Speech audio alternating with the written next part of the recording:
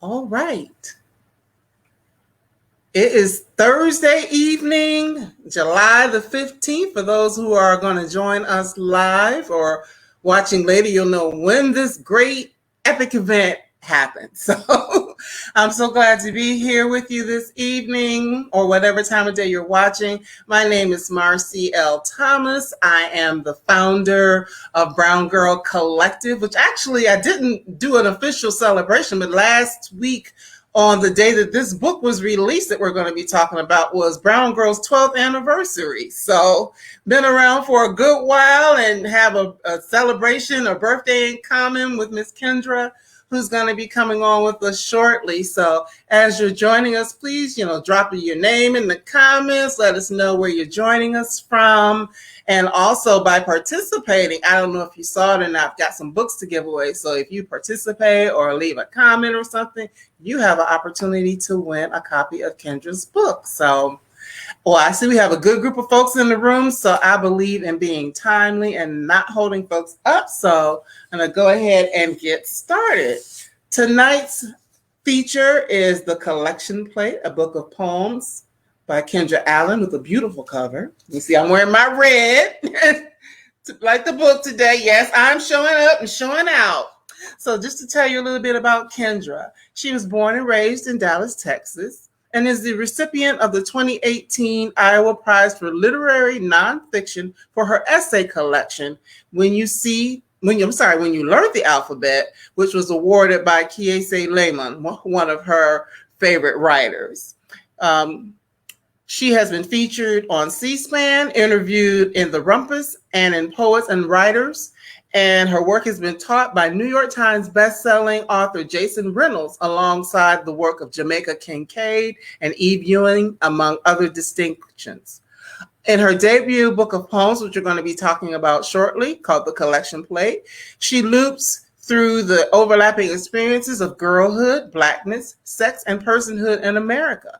She braids together personal narrative and cultural commentary, wrestling with the beauty and brutality to be found between mothers and daughters, young women and the world, Black bodies and white space, virginity and intrusion, prison and freedom, birth and death. But that's just a great introduction to what it's all about. Without any further delay, I want the lady herself to come on and tell us all about this great book of art. Welcome to the stage, Miss Kendra Allen. Welcome. Hi, y'all. Please, first of all, just thank you so much, Marcy, for inviting me to do this. Absolutely. This is so exciting. And also, our person likes to interact, so just please drop notes in the chat. Absolutely. I love to feel like y'all are here, even though y'all are not here, but you are. But yes. Marcy has on her red. I have on my black. And right. So we're matching. Yes. So yes. Right. And I had forgot to mention that my birthday, or Brown Girl Collective's birthday, is the birth of your book. So we have a couple of reasons to celebrate. So happy 12th anniversary. Thank you have you. A preteen, which means it's only going to get bigger. Right. Absolutely. So, of course, right now you're in Dallas. And, just tell us a little bit about your journey and what led you to even start writing, because you have a very interesting story about that. Yeah, I think the main thing is I always was just obsessed with words. In general, not even in the sense of book reading, even though I've been reading my whole life. My mama had a bookshelf and I would sneak her little urban fiction books. I would be reading Eric Jerome Dickey at 10. Oh wow. What are you doing? So I would always just be obsessed with her books, and she loved Walter Mosley, so that was always around. And I also was just obsessed with music. I think more than anything, it was just those words. And so I started writing because I wanted to mimic my favorite songwriters. And I would always listen to them, not mimic them by writing songs, but mimic them by writing about how their music made me feel. That was my general, my first interest was I thought I was going to be a music journalist. And I thought I was going to write about hip hop music until I started taking journalism classes, and they were like, oh, we don't care about that. And so I was like, how can I figure out a way to write about like the things I love and I'm obsessed with, which is this music, this very like particular music.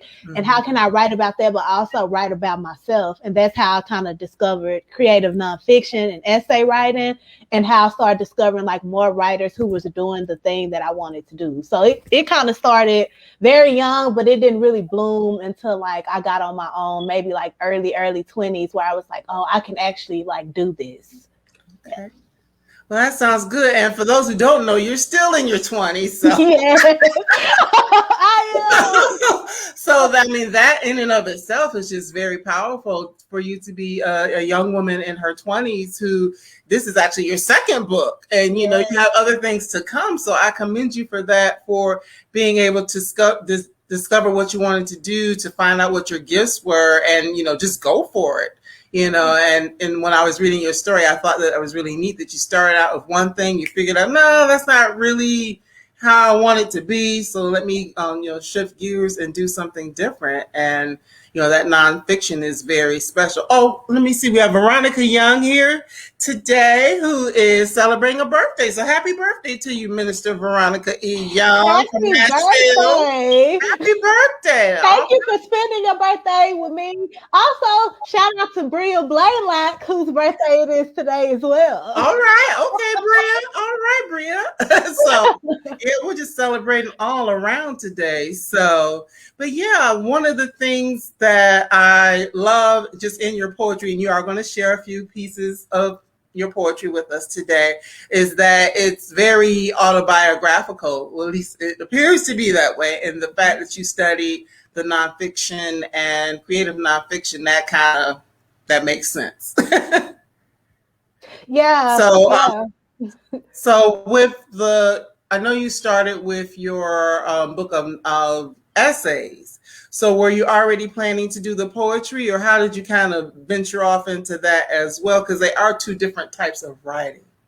Yeah, I wasn't planning to dip into poetry at all. Like I would never, still today, like I wouldn't call myself a poet because I don't know enough about it to like really say that. Like the people who I know do poetry, like they study it, they do it. I just feel uncomfortable saying that.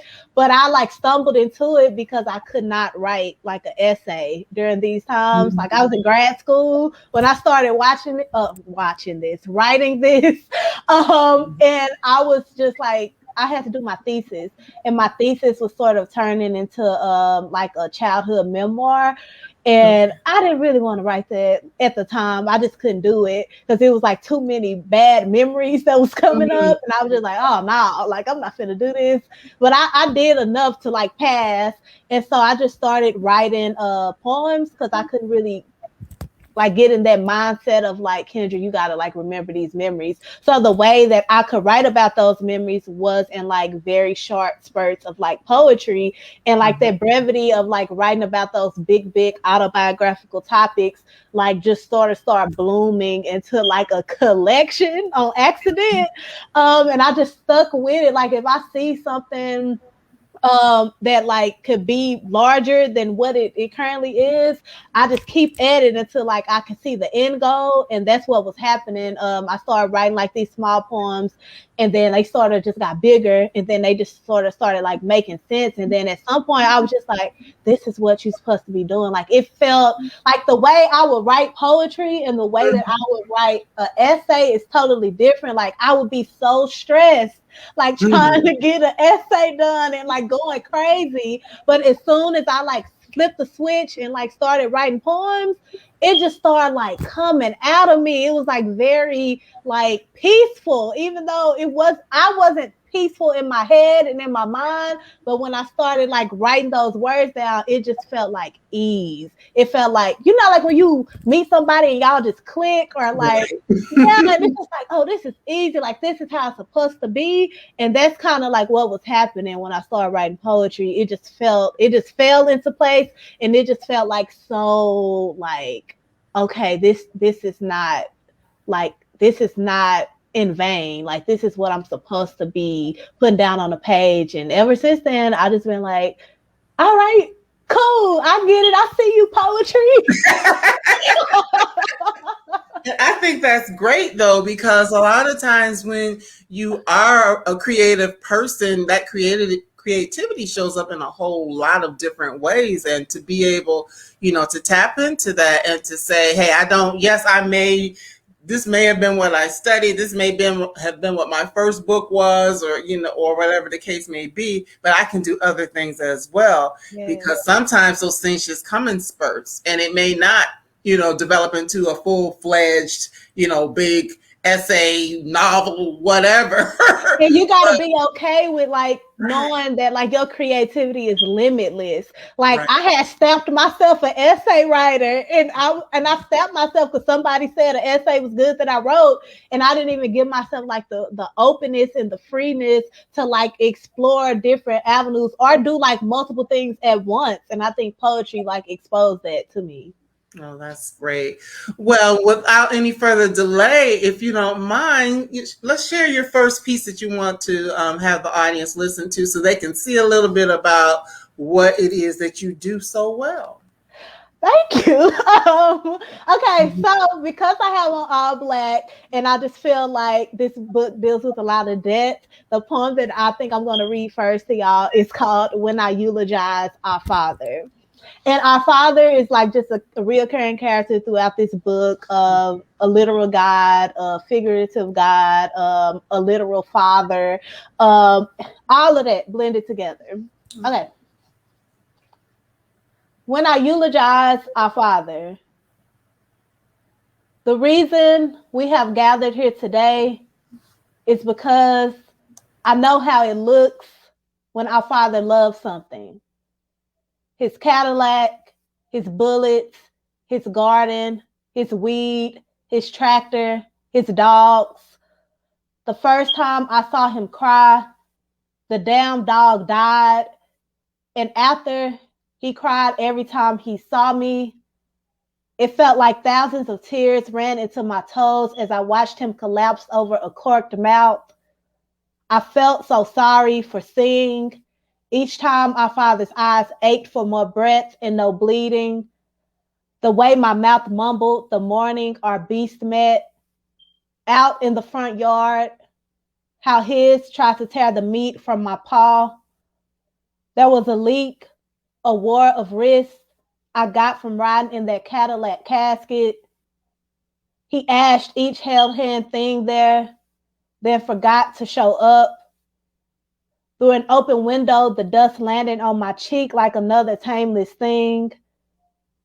I've swallowed oxy and oxygen because of this love. I know it was the blood. I know it was the blood of me. Sorry. Our father never offered no loyalty to the child. Only ultimatums of wildflowers or respect, and I decline both. If you ever have to down a shot of something brown with your maker, it ain't polite. All it ever wants is to see a mother's hornet coated against the clear. Once we died off of its clarity, and I danced in front of the TV, barely aware of the bruise expanding through the towel. We cooked meals there often. It's how the walls wrapped around our father are my teeth, undomesticated, dense, lockjawed through entire legacies. Eventually, he just closed his eyes. Traditionally, I've always been hard to forgive. Thank you. That was beautiful. Thanks so much for sharing that. Poem, one of the things, just the fact that our father, of course, we all have fathers in different ways, whether it's a spiritual father or a natural father, like you said. What was it about father in that particular poem that led you to share those words? Yeah, this was actually the last poem that I put in the book. The book was done. It wasn't done, but the outline, like most Right. of it was done, and I had like all the poems that were gonna go in, and I was just at home, and I just like started writing this poem, and I was like, this has to go in. It was the last one that went in, and like what made me write it was just like I felt like I was at a point in my life where finally like I felt okay about like my relationship with my actual father. Like I felt like, okay, I'm like at a place where like I'm over it now. Like I was struggling for like a year and a half, like really messed up about it. But now like I'm at a point where like the door is closed, it's dead, it's done. It's not that deep. It's just dead. Like it's done, it's over. And I think I just wanted to like honor like our relationship, like through I wrote that title when I eulogized our father. I'm big on titles. I could write a title like this and I'm gonna figure out how to write something to it. And so I just wrote that title and I was like, oh, this is perfect. And I just started like undoing like where I think like the start of the beginning of the end was, or like undoing what I felt was like the memory or like the essence of like our tug of war throughout my entire life. And so that poem was just me like just closing the casket on it. And it was like very free. And it wasn't even sad to write. It was like, first, I'm killing this. It's one of the poems I'm actually proud of. Like I'm super proud of this poem. And so like in my head, I was like, oh, I'm killing this like on a lyrical level, but also like I think I'm a rapper in my head. I'm sorry. But like that's how I felt. But then also on the level of like, you really like got through this. Like you done. Like, you know, like when you feel like you ain't no feeling like being free, that's how that poem felt. And I was like, this has to go in there. I don't know how. And I like emailed my editor and I was like, I know y'all going to copy edits, but y'all need to put this in here. And I want it right here. And so that's how that came about. Okay. And without, you don't have to get real deep into it if you don't want to. But for those who probably don't know, just give us a little snippet of what may have been going on with you and your dad. 'Cause I know that your first book, you talk a lot about your relationship with your dad in your book of essays. Mm-hmm. So. Yeah. It was nothing going on between me and my dad when I was actually writing this book. Like we weren't speaking, like we didn't talk at all. So it was like that weightlessness of like just not speaking to your parent. But also, I was like, I was going to therapy at that time. I was just dealing with like a lot of stuff, and like to people who knew me, the only thing they felt was wrong with me at that time was that I was not talking to my daddy. And I was like, and we weren't talking because of my other book. And so they felt like that was the thing that had me like tripping. I was just tripping for months. And they thought it was just that. And I was like, this ain't even like the main thing that's going on in my life. This I could deal with because I've dealt with this before. But it's just like the finality of it, I think, was like jarring to people. And so they would always bring it up and it would like come out in different ways. But I was dealing with depression. I was dealing with loneliness. I was dealing with sadness. I was dealing with like childhood trauma that I never like talked about or even thought about. It was just like all this stuff building up when I was writing this book.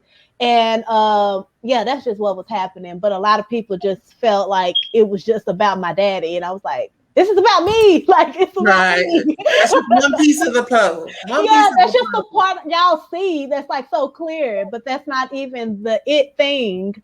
But yeah. And do you find that writing things that are somewhat autobiographical, is that cathartic for you? Not while I'm doing it, no. I don't really no. When I'm actually writing, I don't feel like that. Like I really get in the mindset which is probably not good that I get into this mindset of like how can I like outdo myself on like my last competing with yourself? Yeah, like that's just on like a essay level, like is this better than my last essay? And so when I'm writing about like I'm gonna always write about myself, but I'm not thinking about it in a way of like I'm healing myself. Like I never feel like that. I don't even feel healed when it's done. I don't feel healed when it's out, because like healing is not like that. It's not just like a end destination. It's like ongoing. And yeah, I don't never look at writing as like cathartic or like therapeutic or anything like that. Writing for me is just like a way to figure my thoughts out in a way that I'm a better writer than like a speaker. So like it's just so much easier for me to just write it down, and I can be like, oh, this is what I actually meant. Like I really value clarity, and writing for me like shows me like these clear moments in my life where I'm like, girl, like you've been tripping out since this day 12 years ago, and you don't even know until you wrote it down. Like a lot of stuff I don't know about myself, I figure it out when I write it down. So I'm in competition with myself, but I'm also in like a space of where it's just about like getting clarity on like my thoughts. Yeah. Well, that makes sense. That makes sense as well. You know, and it's just good that you have that outlet, because some people don't know, you know, what to do.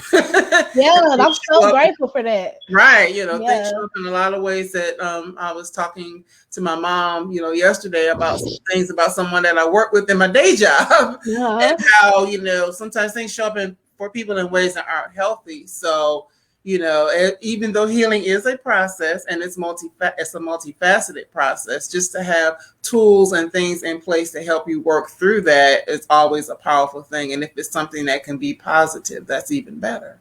Yes, absolutely. Yes, because it wasn't always positive. Yes. Well, I have another question for you about just the book in itself. And, you know, for those who missed it, joining us late, it's the collection plate. I'm sorry, I got a little water on there. It's the collection plate. But speaking of water, good segue. Water is a big theme within your book. What is it about water that makes you want to write about water? Yeah, water just fell in my lap. Like I said, I was in grad school, and I was taking a documentary poetics course, and I had picked a topic. So like you have to pick a topic that has to do with like the state you're in. So I'm in Alabama, and they want you to pick a topic about Alabama, and I picked the desegregation of Alabama swimming pools. And yeah. And of course, like it was just making me angry to like read about all like the trash things that happen to Black people. And I started writing like those poems. And the first person who I really wrote about was Lonnie Johnson, who is the inventor of the Super Soaker. And so I just started like writing poems about his life. Like he went to the school I was at, and you know, he dealt with gatekeeping. He dealt with like, of course, racism, all this other stuff. And then he ended up making the Super Soaker, which is like the biggest toy in the world. Still, like we still know what Super Soaker is. And so I was writing those poems, and it wasn't hitting for me like that. Like the poems, they were mediocre at best, and because my heart wasn't in it, I wasn't talking about myself because I'm selfish, and like I was writing about it, and I was just like, okay, cool. And so something in my head told me to switch. Like I had a title called "The Invention of the Super Soaker Was a Happy Accident," and it was about how he founded the toy with his own dad and his sister. And so something in my head was just like, change the Super Soaker. Like I said, I was dealing with depression. And so somebody said in my head said, turn the Super Soaker in the title to the Super Sadness. And so I changed like that title. The Super Sadness Was a Happy Accident. And I had the exclamation point, and immediately it was just like, it just started to feel like me, like feel like my own self, my own voice, the same things I value in my essay writing. It started to click, and I like switched the words. I didn't even really switch the poem out that much. I just switched words out from like names and things like that. And I maybe switched like maybe 10 words out of this poem, and it became like my poem. And I was like, okay, I'm gonna keep doing it, because in my head I got tunnel vision now. So it just like fell into place like that. And so I just started thinking about like water. And you asked me about water, I started talking about this. No, that's fine. You're telling your story. I mean, that's fine. Yeah, so water, like I was still in that class, and I was writing different poems about like learning how to fish, learning, getting my hair washed, also learning to swim learning to swim. And also I was like a camp counselor at a sickle cell camp. And like every summer, like they make them swim every single day, and like being with them and seeing kids younger than me, like learn to get in the water, and like how much water, like our bodies made of water, like everything's water. And so I just wanted to write about water as a vehicle to sort of like get to how like I rebirthed myself, but also like how I was birthed through like whether that's like a lineage or whether that's like a mental thing or whether it's like emotionally. And I just like really use these poems to sort of navigate me to like get to that clarity. Yeah. All right. Sounds like someone is saying that they got the audio book. All right. Oh. That's good. Did you do your own audio or somebody else read for you? I did my own audio. It was wild. Like I thought I was finna be like in there rapping and like just like getting it off. And they every 3 seconds they be like, "Can you reread that again? Like we can hear the spit in your mouth. Can you like read?" I'm like, what? And it was like so nerve-wracking. But thank you for getting it. Thank you so much. It's really hard. Right, I guess it's probably more difficult than you would think, based upon what you're saying. All right. Well, since we're talking about water and your poems that relate to water, is there one that you would like to share at this time? Ooh, okay. I read the opening poem to the book, and it's about me getting baptized when I was 8. So that's how this book's open. Yeah. I don't know why I was getting baptized at 8 because I didn't do anything when I was 8. That's because, whoever was in charge said you need to get baptized. That's exactly what it was. I was like, you ain't going to be saved. I was like, okay. Okay. So this poem is called Evening Service. All you need to know is I grew up in my great uncle's Baptist church in Dallas, Texas. He baptized me. Everybody was happy. It was a weird time. Okay. Evening service.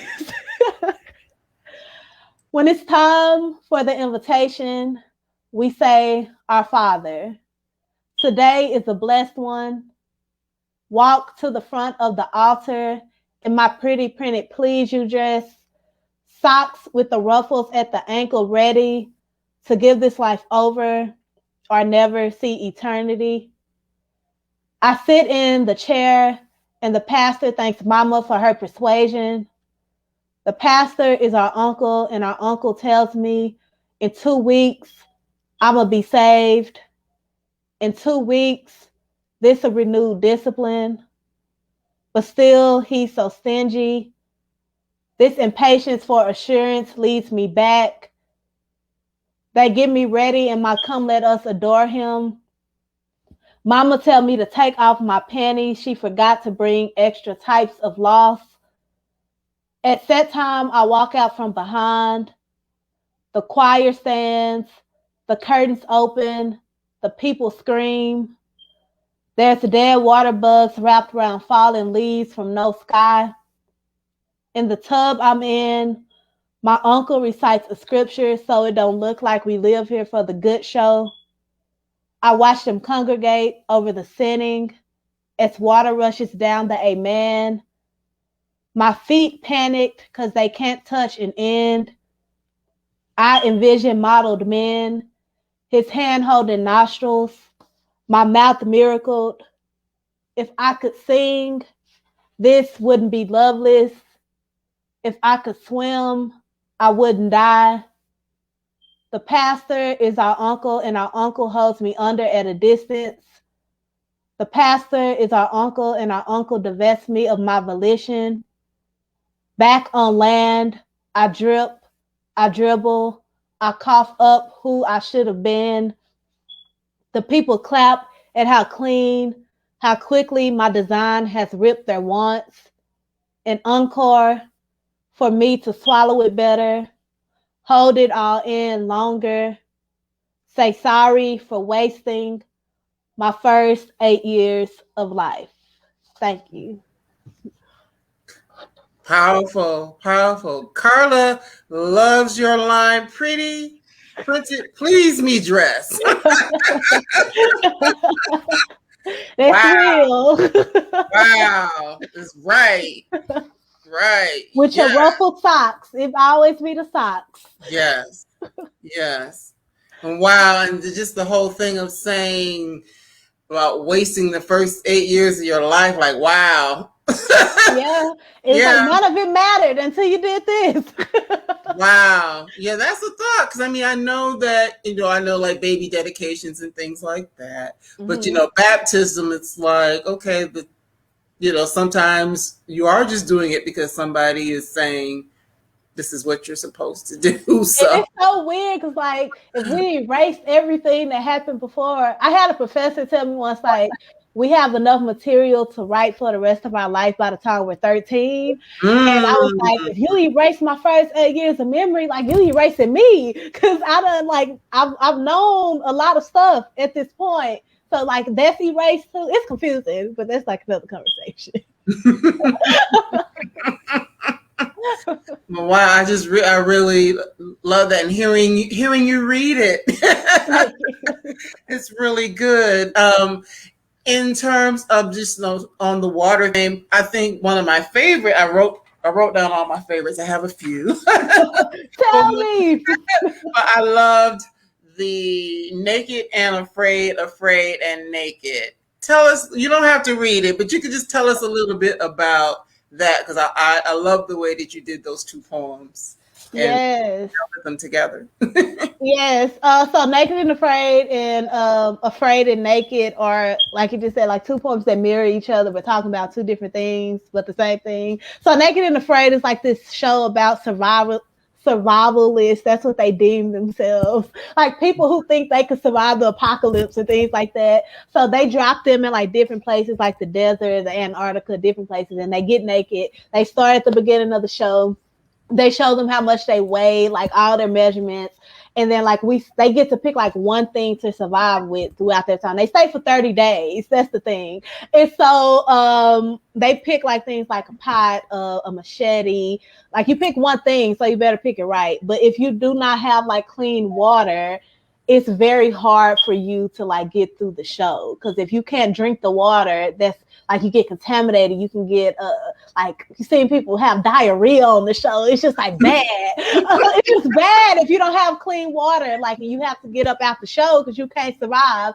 And so like the people who don't pick pots, they end up not making it, but you see like their body slowly like slimming down every single day because they're not getting the nutrients, they're not getting the water, they're not getting the things they need to survive, even though they think they're surviving just because like they're there. And so it's a very entertaining show. Watch it. It's wild. But I was thinking about that, and I was writing about that, and how like we're told a lot in society, like the smaller your body is, like the better, and like this idea of starvation and suffocation. And like we see these people's bodies getting very small, like they leave like 90 pounds, they leave like wild numbers like that, but it's like that's what y'all told them like makes them. But then on the flip side of like Afraid and Naked, I'll start thinking about like Flint, Michigan, and like people like we're praising these people, but like people in Flint, Michigan who like haven't had water for years, like almost going on a decade, like don't have clean water, and like we see their bodies shrinking, and like us not caring. Like we told them that like this is what makes you, but like we see it happening. I'm thinking of little Miss Flint, like she was a little girl, and now I just saw a picture of her the other day, and like she's a full-blown teenager, like she's in high school, and I'm just like, she's still fighting this same fight. So if you don't care about like these mostly majority Black people who are literally like dying throughout the years, when like water is there at our disposal at all times, it's not a lot for you to clean their water, but you don't care because like they're Black and it's children. And if you don't care about children, especially like Black kids, like you would just let us all die. So it's weird, like the juxtaposition of seeing like these people like slowly dying but getting praised for it. It's mostly like white people be on there. It's like very rare you see like a Black person on there because we don't be outside like that. Especially if it's hot.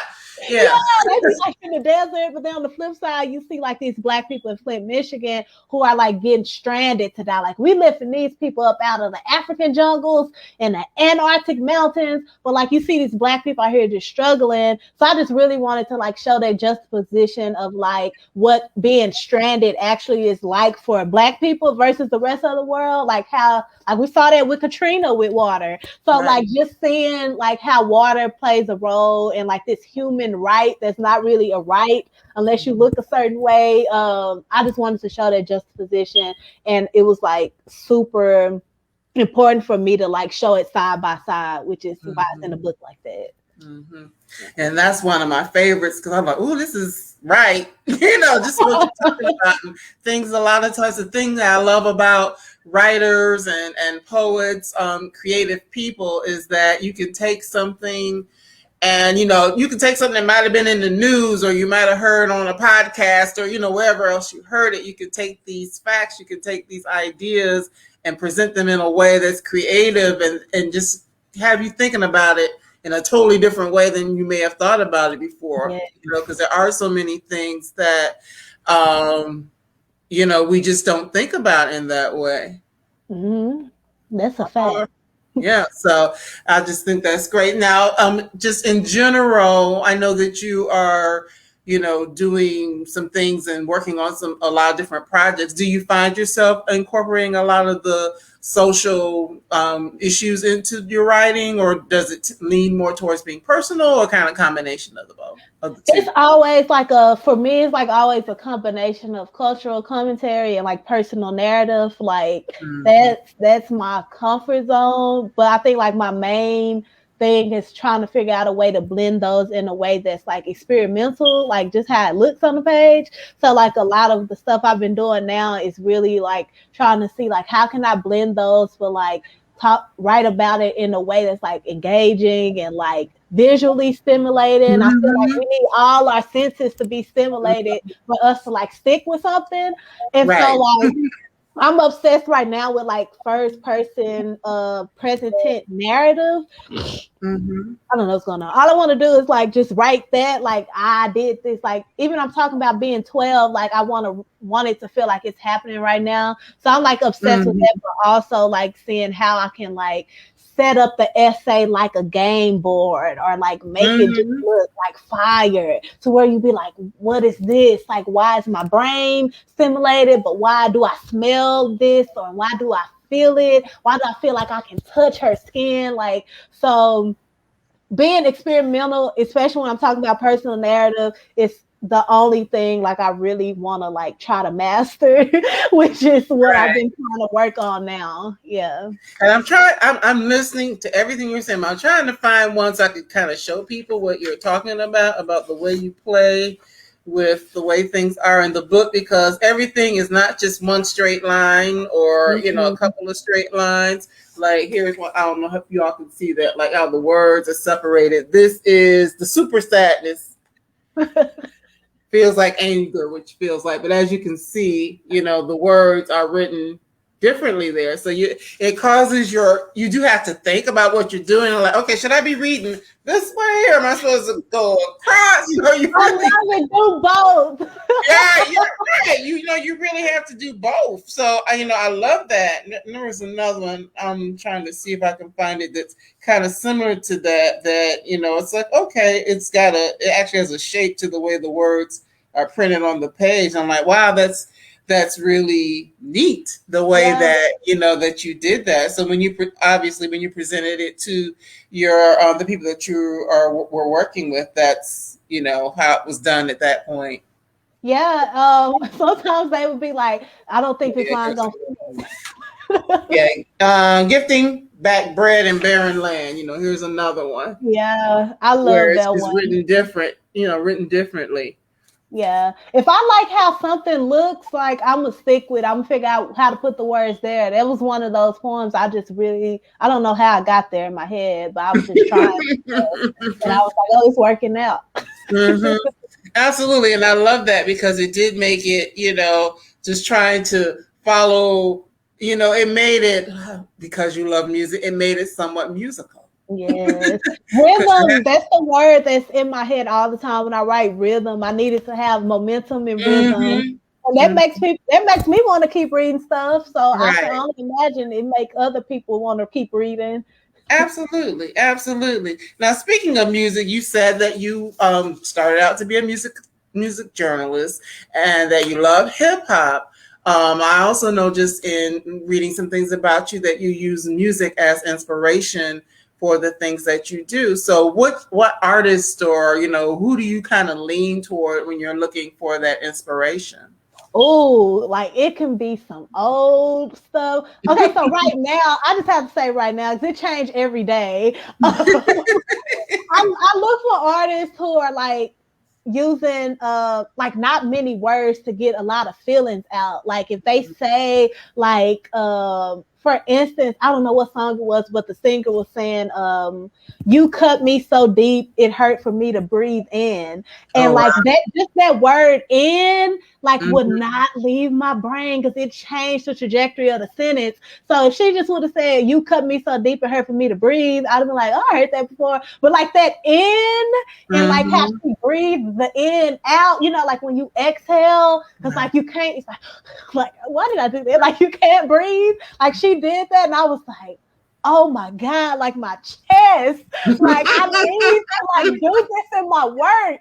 So like I'm always inspired by artists like who just do like those little tweaks. So right now I was listening to The Mind before I got on here. The Mind, it's like literally The Mind, like The Mhm. Mind on like a lyrical songwriting level, top tier. Like I was listening to this song called Atlas Complex, and like this song will not leave my brain. Like I wake up thinking about this song because it's just like what he was saying about like mirroring and like just he said, my house don't have no mirrors in it, neither do yours.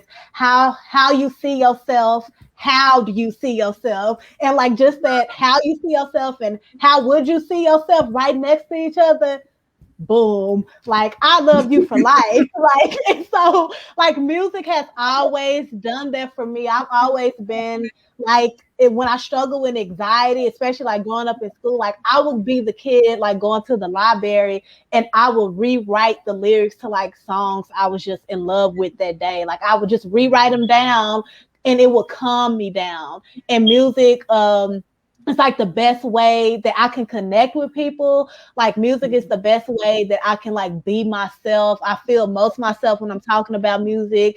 And so I always just like think of songs. Like I said, like my writers who like I love forever. I have writers that I actually love forever, but like my real writers are people who write music and write Right. songs and like change my life that way.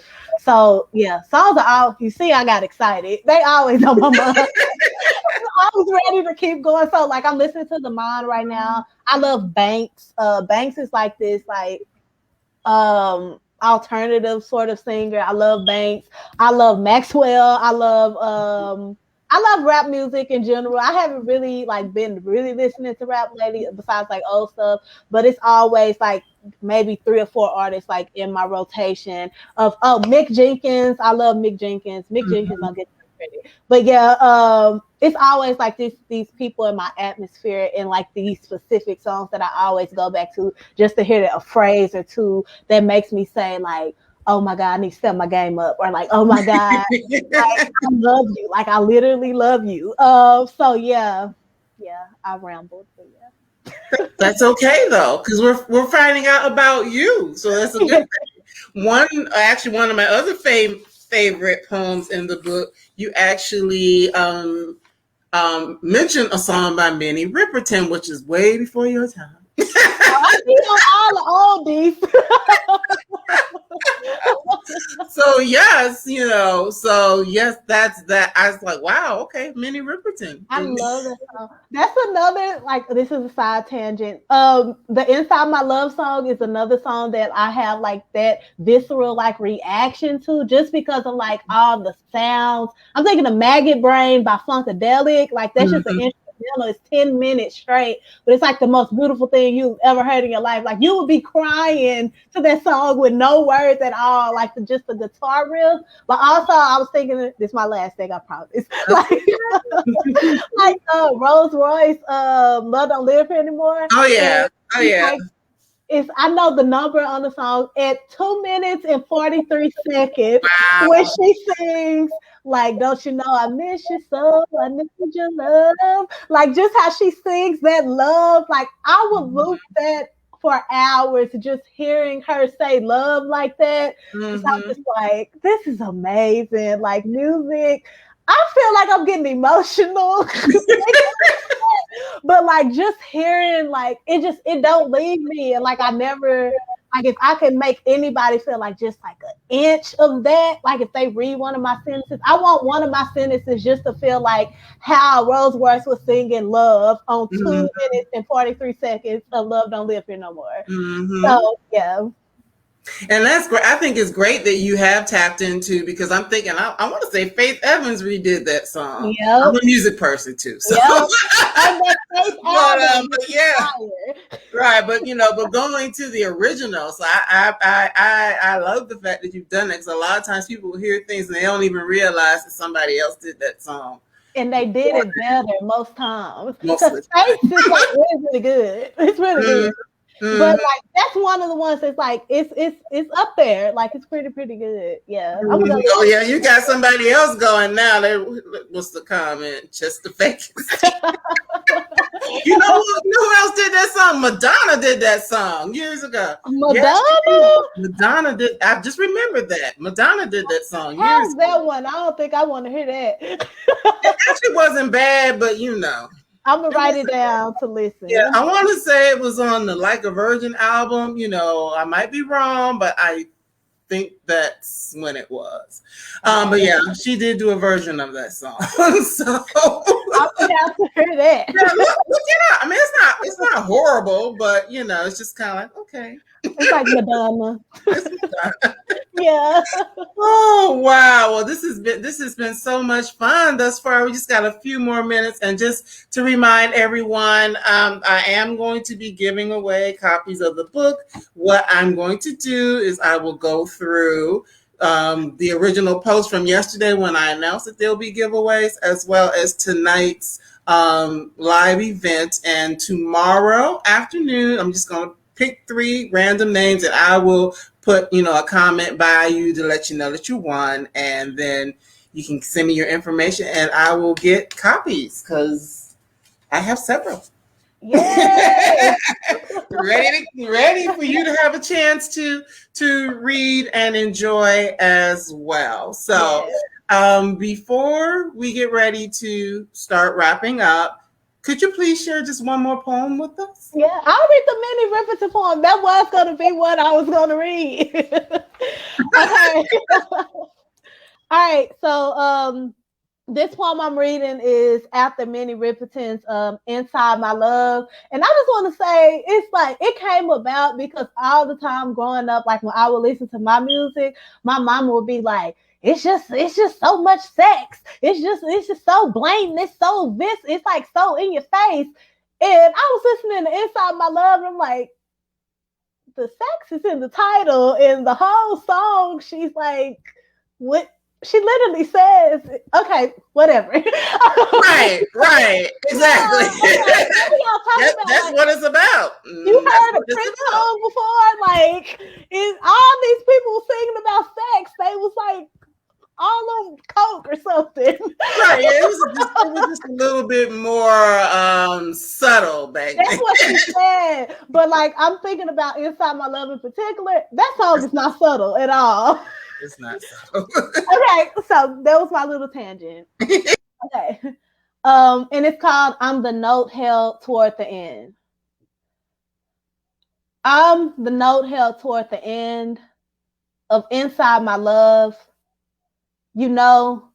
When she's vanishing, to think one woman made 2 complete things in me about loving, about laying, yet I still don't know the difference between pleasure and penetration, or what to do with my hands in the middle of the kindest insertions. It ain't enough ringing possible to let go. Turn into glitter, into powder. Here's to well-rounded wound. Turn that sad shit up. Many swear it's tranquil to be permitted or water a whole nation with just a tip. I was only 7. If I can remember it right, I know if it won't fit to hold it inside all 5 fingers and squeeze. Thank you. That's, yeah. Thank you. I feel you. That's another one of them songs where she be hitting a certain note and you be like, oh my God.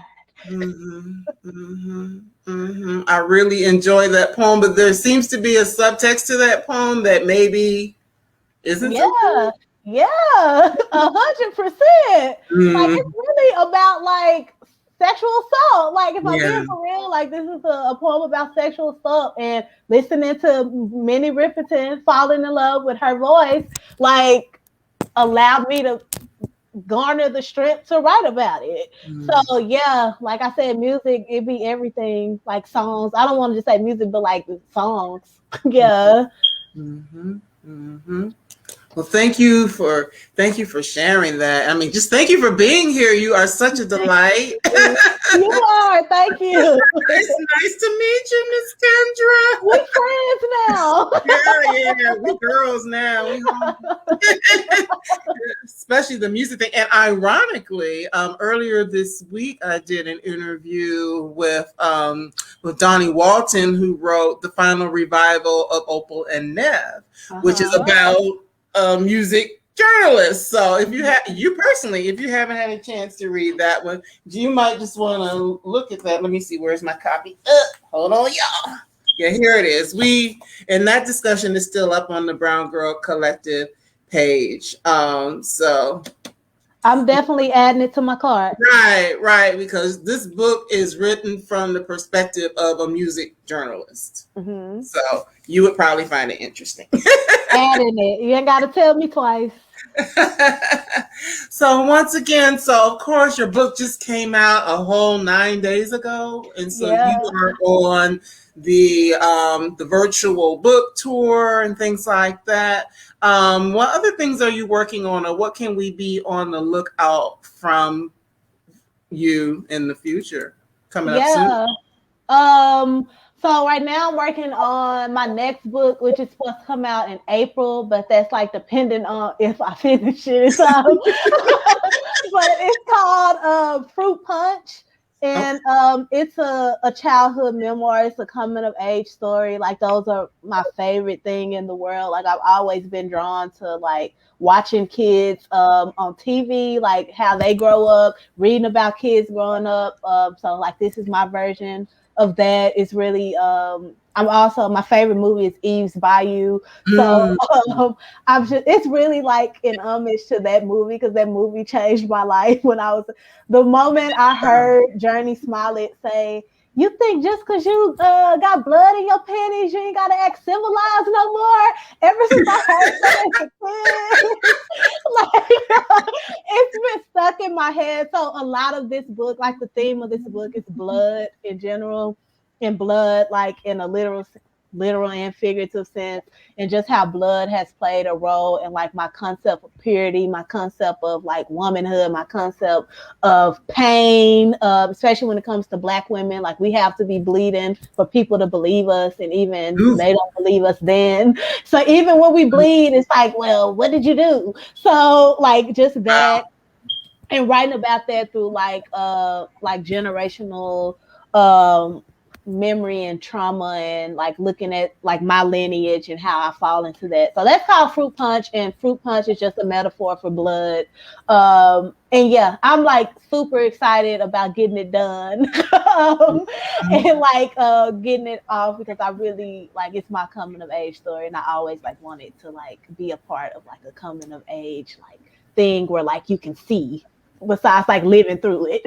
Yeah. Right. And I mean, those stories are just so powerful. Abby here is saying, we appreciate you coming to share with us your new book and your story. Thank Yes, you, just, Abby. because I mean, those stories are so important. And you are actually the youngest person that I've ever interviewed. And I am so glad. Really? Yes. And I mean, it is a blessing because there are a lot of voices, and it doesn't matter how old you are, you have a story to tell. And to be able to have, women of all ages come and talk about their lives and their experiences, because there are so many things that, there might be little bits and pieces that are a little bit different, but there are certain common threads that run through all of our lives. So, I just think it's wonderful. And you're right, we are friends. Yes. We will stay in touch because, the thing that you're working on next, Fruit Punch definitely sounds like something that we definitely want to have you come back and talk about that. Yes, invite me. Yes. I'm staying in touch with your publicist, and she doesn't reach out to me. Get you an early copy. Absolutely. Absolutely. Yes, I definitely want to stay. Well, thank you, Carla. She made a comment on my hair. Yes, I am. My curls are popping. Looking beautiful. Thank you so much. So, and I have been streaming how to get in touch with you during the whole time. So for those of you all who want to stay in touch with Kendra, maybe some of the other interviews and things that she's doing along the way, please do that, and support. Whether you are a winner of one of the 3 winners of the book or not, go out and get a copy. Yes, tag me. Yes. Let her know, what you enjoy in the book. Just support, because it's just important that we do this. And that's one of the reasons why I wanted to create this platform that's specific to Black women and books written by Black women, so we can have this space and be able to share and love on one another and support one another. So Thank you again. Just as a point of letting people know what's coming up next. And on the 26th, I just haven't made the post yet, but I'll be doing it probably tomorrow, right around the time I announce the book winners. On the 26th, we will have Lisa Cross Smith, and that's on a Monday. She's coming on to talk about her book, This Close to Okay. So that is the 26th of this month. And then the very next book that we will do is going to be on August the 2nd, and that is Tia Williams's 7 Days in June. So she will be I will be back because I want to see both of those. Yes, and I just want to let everybody know, if this is your first time joining us, thank you so much. I appreciate it, because I know Kendra drew some people in because they love you so much, Kendra.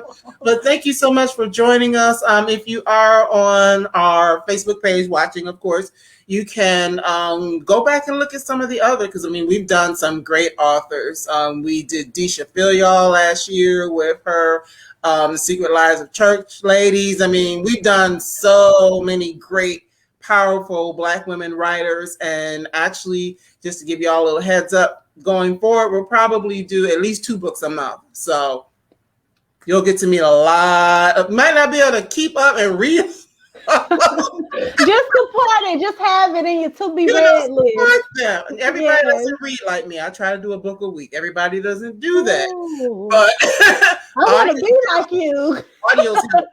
Audio help a lot. So, but yeah, just so that we know, and as I said, we're supporting and we're getting more stories, because the more that we do this, the more that publishers will be willing to publish our stories. Just self-publishing is great, but it's also good to get, the wheels going behind you to help support and do all those things as well. And Black women deserve that. And we deserve it. We deserve it. It's not just, 1 or 2 stars. There's room for all kinds of stars. Millions. All of us, literally. Exactly. There's enough to go around. So, And if any of you in here are budding writers or authors, there's room for you too. So just keep that in mind. So I like to stay good with my time. So I'm going to get ready to let everybody go and enjoy the rest of your evening, or if you watch it tomorrow, whenever you're watching it, just enjoy yourself, enjoy your life, love yourself, love your life. Stay tuned to Brown Girl Collective and the BGC Book Club, and we look forward to seeing you soon. So, everybody have a good one. Much love. Thank you. Take care. Have a good one. Thanks again, Kendra.